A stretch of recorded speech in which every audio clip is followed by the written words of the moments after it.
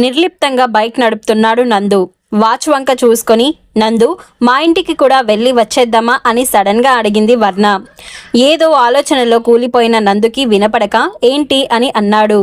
మా ఇంటికి పోనివ్వు అని మళ్ళీ చెప్పింది వర్ణ. నిన్న వద్దన్నావు అని ఆశ్చర్యంగా అన్నాడు. అవునులే కానీ కలిస్తే బాగుంటుందనిపించింది అని అందామే. సరే అంటూ బైక్ని వర్ణ వాళ్ళ ఇంటి వైపు పోనిచ్చాడు. మరో పావుగంటకి వాళ్ళిద్దరూ వర్ణ ఇంటి ముందు ఉన్నారు. 500 గజాల స్థలంలో చూడముచ్చటగా కట్టుకున్న ఇండివిజువల్ హౌస్ అది. ఇంటి మెయిన్ గేటుకి ఒక పక్కన ఉన్న పిల్లర్ మీద B Sumani, regional manager, State Bank of India అని, మరో పక్కనున్న పిల్లర్ మీద J Pratap Reddy, civil engineer contractor అని చెక్కిన గ్రానైట్లు మెరుపులీనే అక్షరాలతో అందంగా అమర్చి ఉన్నాయి. మెయిన్ గేటు దాటగానే కుడి పక్కన పెద్ద లాన్, ఆ పక్కగా కొబ్బరి, జామ, మామిడి, బొప్పాయి చెట్లున్నాయి.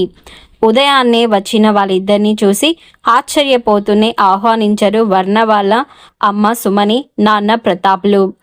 వర్ణ ముఖంలో పెళ్లి కల వచ్చిందా లేదా అన్నట్టు పరిశీలనగా చూస్తూ, పెళ్ళి ఎలా జరిగిందే, మీరేం ఇబ్బంది పడలేదు కదా, అన్నీ కరెక్ట్గానే జరిగాయా అని ఆరాగా అడిగింది సుమని. బాగానే జరిగింది అని ముభావంగా చెప్పింది వర్ణ. నందకిషోర్ వెనకగా లోపలికి వచ్చి ప్రతాప్ గారు డోర్ వేసి, how are you new husband అని నవ్వుతూ అల్లుడిని పలకరించాడు చిన్నగా పెదవులు కదిలించి. ఫైన్ అంకుల్ అన్నాడు Nandakishore. No, you are wrong. అసలు నీలో ఆ న్యూ ఫైర్ ఎక్కడ కనిపించట్లేదేం? హస్బెండ్ని అప్పుడే బెండ్ చేసేసిందా న్యూ మిస్సెస్ అని అంటూ వాళ్ళిద్దరిని టీజ్ చేస్తున్నట్టుగా అన్నారు ప్రతాప్. అతని మాటలకి నవ్వి ఊరుకున్నాడు Nandakishore. Something is wrong my dear నందు, యూ లుక్ లైక్ మీ అని మళ్ళీ టీజ్ చేశారు ప్రతాప్ గారు. తల్లి వెనక కిచెన్లోకి వెళ్ళబోతున్న వర్ణ వెనక్కి తిరిగి చూసి, daddy don't play jokes now, మేం నందు వల్ల ఇంటి నుంచి వస్తున్నాం అని విసురుగా చెప్పింది. అవునా అన్నట్టు కనుబొమ్మలు పైకెత్తి నందకిషోర్ వంక చూశాడు ప్రతాప్. సుమని, వర్ణ కిచెన్లోకి వెళ్లారు. అప్పటికే డైనింగ్ టేబుల్ మీద టిఫిన్ రెడీ చేసి ఉంది. సుమని టేబుల్ మీద మరో 2 ప్లేట్లు పెట్టబోతుంటే, మేము టిఫిన్ చేసే వచ్చాం మమ్మీ అని అంది వర్ణ. మీ అత్తగారింట్లోనా అని ఆశ్చర్యంగా అడిగింది సుమని. అసలు నందు వాళ్ళ పేరెంట్స్ వర్ణతో సరిగ్గా మాట్లాడుతారో లేదో అని అనుకుంటుంది. అలాంటిది టిఫిన్ కూడా పెట్టి పంపారా అన్న అనుమానం తొంగి చూసింది సుమనిలో. ఓహో, మా ఇంట్లోనే తిని బయలుదేరాం. ఇడ్లీ సాంబార్ నందు చేశాడు అని గబుక్కున అనేసింది వర్ణ. కని కనిపించినట్టు నవ్వుతూ కూతురు ముఖంలోకి చూసింది సుమని. ఓహో, టూ నైస్. వంట వచ్చిన హస్బెండ్ దొరకడం కూడా లక్కీనే అని అంటూ వర్ణ బుగ్గని ముద్దుగా లాగింది. అంతలోనే ఏదో గుర్తొచ్చినట్టుగా కూతురి ముఖంలోకి పరిశీలనగా చూస్తూ, ఫ్యామిలీ ప్లానింగ్ ఏమైనా ప్లాన్ చేసుకున్నారా అని ఆరా తీస్తున్నట్టుగా అడిగింది సుమని. అది విని నొసలు ముడిచి, ఫ్యామిలీ ప్లానింగా అంటే కిడ్స్ గురించా అంది వర్ణ. ఇద్దరు ఇప్పుడే లైఫ్ స్టార్ట్ చేశారు. అప్పుడే పిల్లలు, వాళ్ళ కేరింగు అంటూ బరువుని మీద వేసుకోకండి. ఏమంత పెద్ద వయసు వచ్చేసిందని? మొన్ననేగా 25 కంప్లీట్ అయింది. డాక్టర్ని కలిసి 2-3 ఏళ్ళు ప్లానింగ్ తీసుకో. ఈలోపు మీ అత్తమామలు కూడా కోపం పోయి మీ దగ్గరకు వస్తారు అని అంది సుమని. నందుకి చెబుతాను, అతనికి ఓకే అంటే అని నిదానంగా అంది వర్ణ. నందు ఓకే అంటేనేనా? మతి ఉండి మాట్లాడుతున్నావా? రేపు నువ్వు ప్రెగ్నెంట్ అయితే బిడ్డని మోయాల్సింది, కనాల్సింది, పెంచాల్సింది నువ్వే, నందు కాదే ఫుల్ అని ఒకంత కోపంగా అంది సుమని. తల్లి భావాల గురించి బాగా తెలిసిన వర్ణ ఎప్పట్లానే ఇంకా ఏమీ మాట్లాడకుండా మౌనంగా ఉండిపోయింది. కొన్నిసార్లు తల్లిదండ్రుల మధ్య రిలేషన్ని చూసినప్పుడు వర్ణలో తొంగి చూసే ఆలోచనలే మళ్ళీ ఇప్పుడు మెదిలాయి. మమ్మీ డాడీలు లవ్ మ్యారేజ్ చేసుకున్నా కూడా ఇలా నువ్వు, నేను, నీది, నాది అంటూ ఎందుకు ఇలా సపరేట్గా ఉండిపోయారు? పిల్లల విషయంలో నందుతో మాట్లాడిన అవసరం లేదు, అది నీ ఒక్కదాని ఇష్టమే అన్నట్టుగా తల్లి మాట్లాడుతుంటే ఇప్పుడు ఆ మాటలు ఎందుకో వర్ణకి అస్సలు రుచించడం లేదు. కూతురు ఏం మాట్లాడకుండా ఆలోచనలో పడడం చూసి ప్రతి విషయానికి నందు నందు అంటూ అతని ఇష్టాలకే వాల్యూ ఇచ్చుకుంటూ వెళ్ళకు. ముందు నీకు నువ్వు ప్రయారిటీ ఇచ్చుకోవడం నేర్చుకో. అన్నిట్లో కాకపోయినా అట్లీస్ట్ మన చేతుల్లో ఉండే విషయాలకైనా మనకి మన ఇంపార్టెన్స్ ఇచ్చుకుంటేనే మనకంటూ వాల్యూ ఉంటుంది. వింటున్నావా అని రెట్టిస్తూ అంది సుమని. లోపల ఆలోచనలో మునిగిపోతూ పైకి మాత్రం ఊ అంది వర్ణ. ఆడవాళ్ళు ఎప్పటికీ మా మీద డిపెండెంటే అన్న ఫీలింగ్ మగవాళ్ళందరికీ పుట్టుకతోనూ వాళ్ళ పెరుగుదలలోనూ వచ్చేస్తుంది. అలాంటి ఫీలింగ్ నాకు తెలిసి నందులో కనబడలేదు. ఇకపై కనబడనివ్వకు కూడా అని అంది సుమని. ఓకే మమ్మీ, ఆ విషయాలు వదిలేయ్. ఇంకేమైనా మాట్లాడు. మా న్యూ లైఫ్ ఎలా ఉందని అడగవేంటి? అత్తయ్య వాళ్ళ ఇంటికి వెళ్ళాం.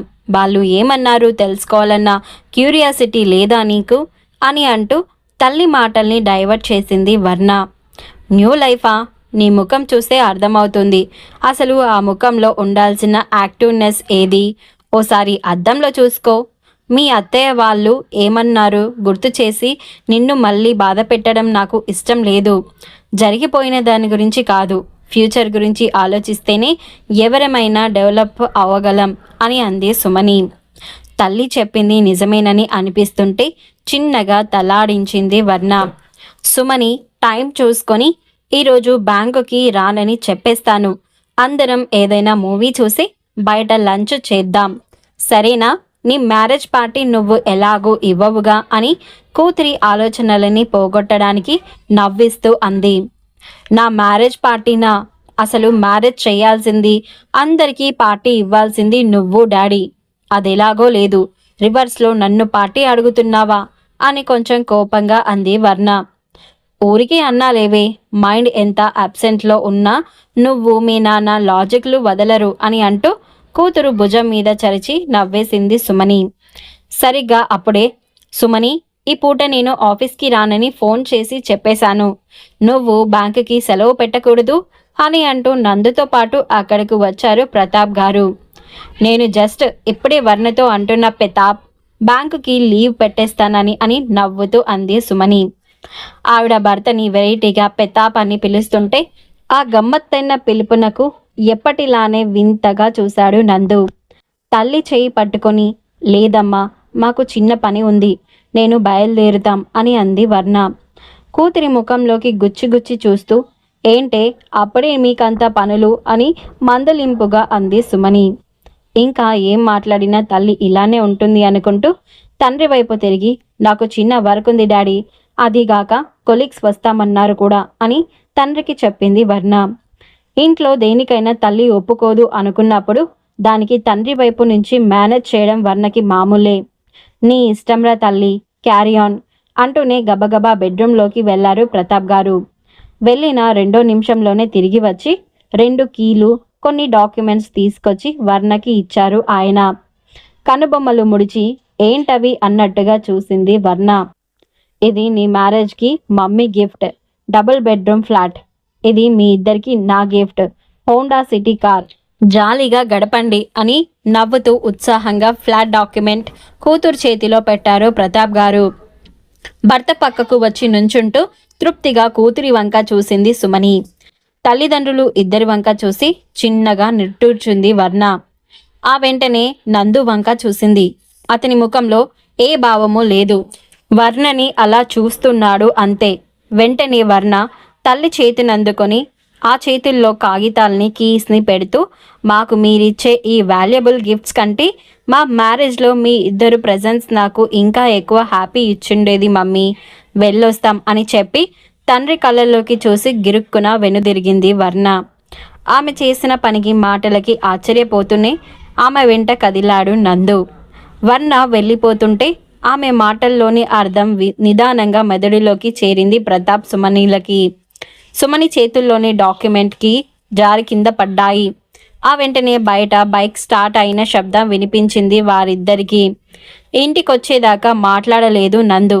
తమ ఇంట్లో జరిగిన దానికి హర్ట్ అయిన ఫలితంగానే వర్ణ వాళ్ళ అమ్మ నాన్నలని అంత హర్ట్ చేసేలా మాట్లాడిందా అనిపించింది నందుకి. ఇంటికి రాగానే అతను మంచినీళ్లు తాగి వర్ణకి తెచ్చి ఇచ్చాడు. థ్యాంక్ యూ అని వాటర్ బాటిల్ తీసుకొని గటగట 4 గుక్కలు తాగి పక్కన పెట్టిందామే. వర్ణకి ఎదురుగా కుర్చీలో కూర్చొని ఆమెని చూస్తూ, నువ్వు మీ పేరెంట్స్తో అలా మాట్లాడి ఉండాల్సింది కాదు వర్ణ అని మెల్లగా అన్నాడు నందు. ఎలా మాట్లాడాలి? అయినా వాళ్ళని నేనేమన్నాను? అంత వాల్యూ ఉన్న గిఫ్ట్ కంటే వాళ్ళిద్దరూ మన పెళ్ళికి దగ్గర ఉంటే ఇంకా హ్యాపీగా ఫీల్ అయ్యేదాన్ని అన్నాను. అంతేగా, అది నిజం కాదా? తప్పేముంది అంటూ ఒక్కసారి అగ్నిపర్వతంలా బద్దలైంది వర్ణ. అది నిజమే, అందులో తప్పేం లేదు. కానీ అప్పటికే నా దగ్గర అంకుల్ ఎంత ఫీల్ అయ్యారో తెలుసా? నిన్న వాళ్ళిద్దరూ లీవ్ పెట్టి ఇంట్లోనే ఉన్నారట. మనల్ని తలుచుకుంటూ భోజనం కూడా చేయకుండా కూర్చున్నారట. ఒకే ఒక కూతురు పెళ్ళిని కల్లారా చూడలేకపోయామే అని ఆల్రెడీ ఎంతో బాధపడుతున్నారు వాళ్ళు. అలాంటి టైంలో వాళ్ళని ఇంకా బాధ పెట్టడం కరెక్ట్ కాదు కదా అని వివరిస్తున్నట్టుగా అన్నాడు నందకిషోర్. ఏం అంత బాధపడే వాళ్ళు పెళ్ళికి రావచ్చుగా, గుడిలో జరిగిన పెళ్ళికి రాలేదు. పోనీ రిజిస్టర్ ఆఫీస్కైనా రావచ్చుగా. సాక్షి సంతకాలు పెడితే వాళ్ళని ఎవరైనా క్వశ్చన్ చేస్తారు అనుకుంటే పోనీ మధ్యాహ్నం నుంచి మన ఇంటికైనా రావచ్చుగా నందు. కనీసం మమ్మీ ఒక్క ఫోన్ అయినా చేసిందా? ఇలాంటి అప్పుడు కూడా ఎవరో ఏదో అనుకుంటారంటే ఎలా అని తల్లి మీద కోపాన్ని అతని మీద చూపిస్తున్నట్టుగా గట్టిగా అడిగింది వర్ణ. నవ్వుతూ వర్ణ దగ్గరకు వచ్చాడు నందు. వాళ్ళని అంటున్నావు ఏం? కనీసం నువ్వైనా ఒకసారి ఫోన్ చేయొచ్చుగా. పెళ్లిలో మీ పేరెంట్స్ కోసం అటు ఇటు చూసావు కానీ ఆ టైంలో ఓసారి ఫోన్ చేసి పెళ్లి జరుగుతుందని, అయిపోయిందని, ఇంటికి వచ్చామని నువ్వైనా చెప్పొచ్చుగా అని అంటే వర్ణని దగ్గరకు తీసుకున్నాడు నందు. మరి ఆ తర్వాత ఏం జరిగిందో తెలుసుకోవాలి అంటే నెక్స్ట్ ఎపిసోడ్ వినాల్సిందే. ఈ వీడియో నచ్చితే ప్లీజ్ నా ఛానల్ని సబ్స్క్రైబ్ చేసుకుని ఈ వీడియోని లైక్ చేయండి. అలాగే ఈ వీడియో మీద మీ అభిప్రాయాన్ని కామెంట్ బాక్స్లో నాకు తప్పకుండా తెలియజేయండి. Thank you.